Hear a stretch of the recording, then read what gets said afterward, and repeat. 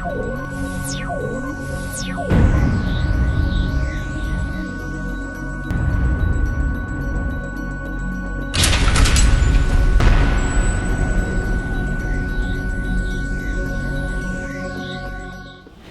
dear, you are welcome to our Afrik kitchen. My name is Lilian and Emefiele and I'm going to be your host today.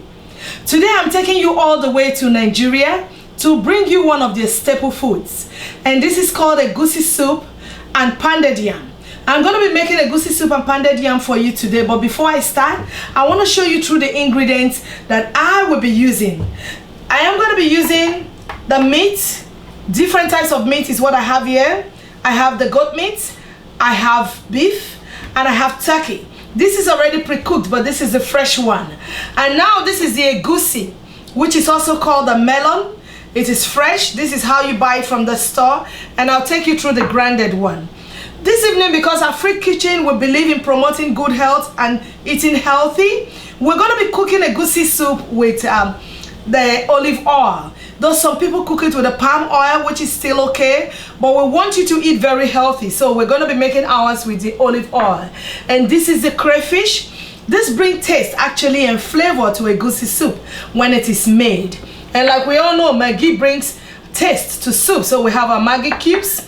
And this is what we call bitter leaf. Bitter leaf actually is one of our very special spinach that is very healthy.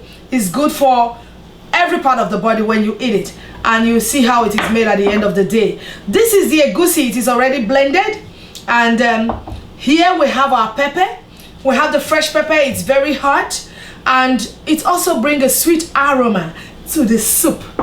Right here is one of our favorites. You know, this is called the stockfish. Stockfish actually bring a sweet aroma and taste to Egusi soup. And this is my red onions, and this is the grounded crayfish, and here is my chopped pepper and already washed bitter leaf. Also, I'm going to be putting dry fish. Dry fish is one of the special things that is used to make Egusi soup, because it brings out a lot of taste also out of it. And at the end of the day, when my soup is ready, this is the pounded yam that is going to be eaten with it. So I'll take you through at the end of the soup how I'm going to make my pounded yam. So follow me to the kitchen and let's go. I already have my pot on the fire, so I'm going to be putting the meat that is pre-cooked. I'm going to be adding some of it. This soup actually takes about, after everything is prepared, takes about 20 to 30 minutes and you'll be ready to eat. So I'm adding some of my meat, different types of meat like I said, into my pot.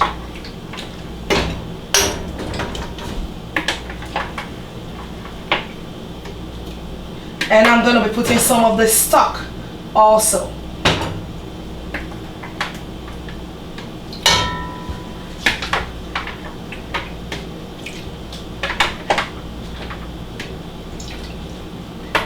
Good.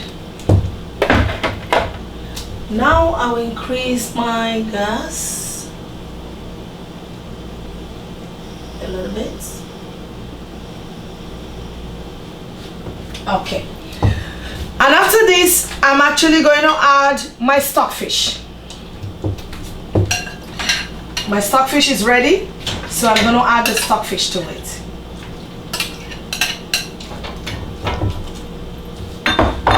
I'm going to bring in my pepper because I want the pepper to be well cooked. Just a little bit. It depends on how much of pepper that you actually want.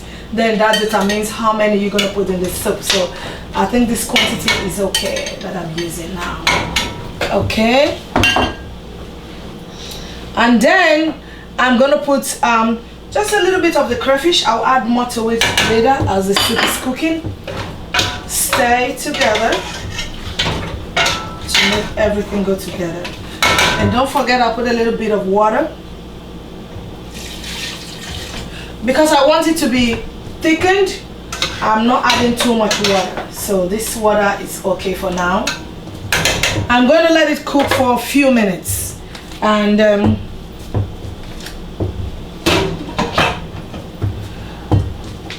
I'm just going to excuse this. So now I'll be adding the Maggi cube to bring some taste and just a little of salt. And ooh, it looks delicious. And just a little taste to see. It's tasty. I have just added the Maggi. So right now I'm going to be putting the bitter leaf, which is the last thing to add to the soup. Looks nice.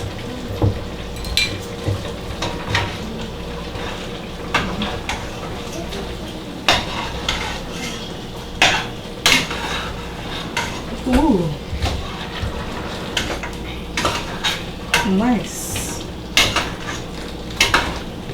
So I'm going to let this cook for a few minutes and the soup will be ready.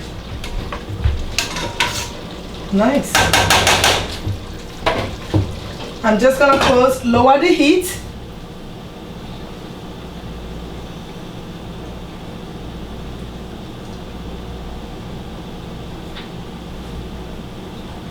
I'll reduce the heat just to let it cook for a few minutes and you'll be ready. And I'll be coming back to teach you how to make the pounded yam to go with the egusi soup. So stay with us. Don't go anywhere.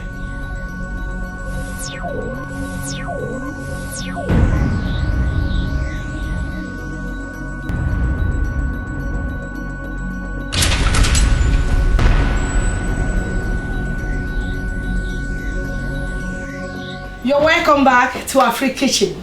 This time, like I told you before I left, I said I'm going to bring you back while I'm making the pounded yam. So my water is ready. This is a boiling water. I'm just going to take out some fuel. I'll take out a little bit of it so that I will measure the quantity of flour that I'll be putting in the pounded yam flour. So now I'm going to be putting the flour inside my water. When the water is boiled, don't forget, take out a little bit so that you can mix it just the way you want it to be thickened. So I'm going to be putting some of the flours inside, the quantity that I need. I'm going to be putting a couple of it. And I will stir. While you put it in the water, you begin to stir. So I'm stirring it. I put a little more. And don't forget to lower the heat while you are doing this so that it won't be too cooked before you smoothen it all together. So you just stir. It's hot a little bit, so don't forget. Yes, the pounded yam is ready and I'm ready to serve. So I'm going to be putting some in this plate. Ooh, smooth paste. Smooth paste. Good. And now I am going to be serving the soup. I'm going to be serving the soup to go with it.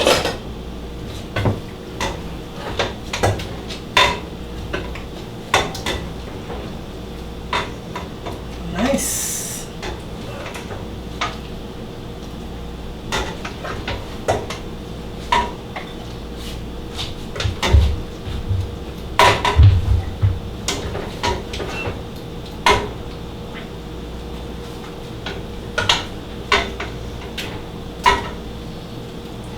Good.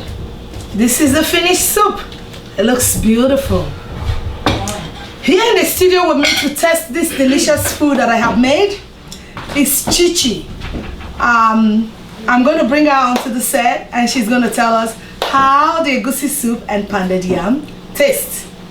So it's my pleasure to welcome Chichi to Afrik kitchen. Thank you. You're welcome, Chichi. So I've made egusi soup and I've made a pounded yam. I want you to please taste it and tell my audience how the taste is. This looks delicious. Thank you. Go ahead.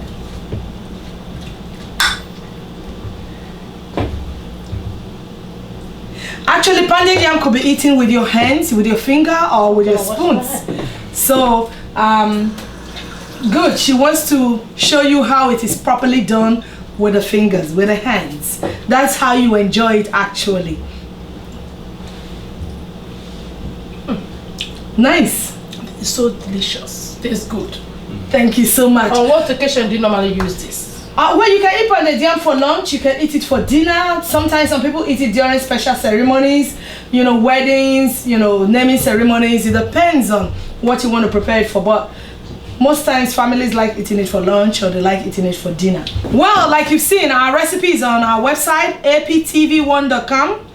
APTV1.com. So check us out. Go to Afrik Kitchen or go to the other segments of the TV and see what Afrik production is doing over there.